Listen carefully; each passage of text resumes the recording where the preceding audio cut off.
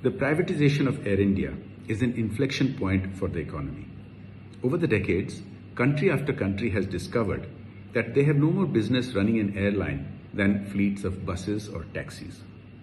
It was becoming ever more unconscionable to keep pouring thousands of crores of rupees of taxpayers' money every year into keeping afloat one airline when there are dozens of others out there which don't require public funding.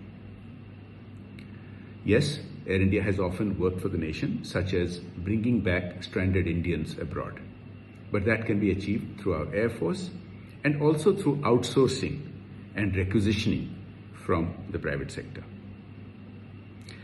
This comes on the back of a large number of major economic reforms in India in recent years, such as the Goods and Services Tax, which has united the country for the first time as one economic market, the Insolvency and Bankruptcy Code, the shift of government schemes to direct benefits transfer, saving enormous amounts of leakage, the huge thrust on digital transactions, and so on.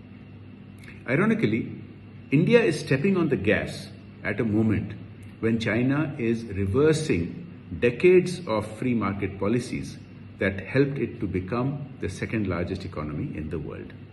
A little context here.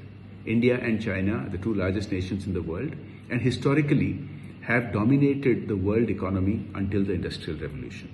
And after independence, both nations followed statist policies rather than allowing their entrepreneurs to flourish for the first few decades, and both had very similar per capita incomes.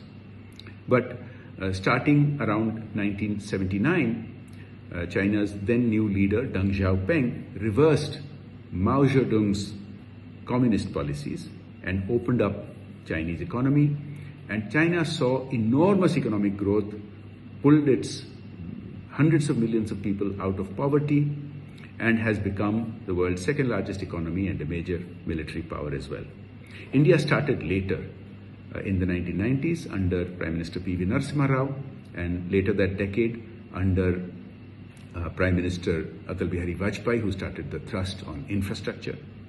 And in recent years, in the last 5 years, India has clocked every year as the fastest growing large economy in the world.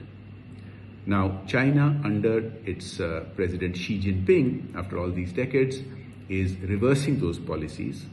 And as per several estimates, including, for example, The Economist, the new reversals of policies in China have seen a destruction of enormous amounts of eye-popping numbers of wealth, estimating at $2 trillion.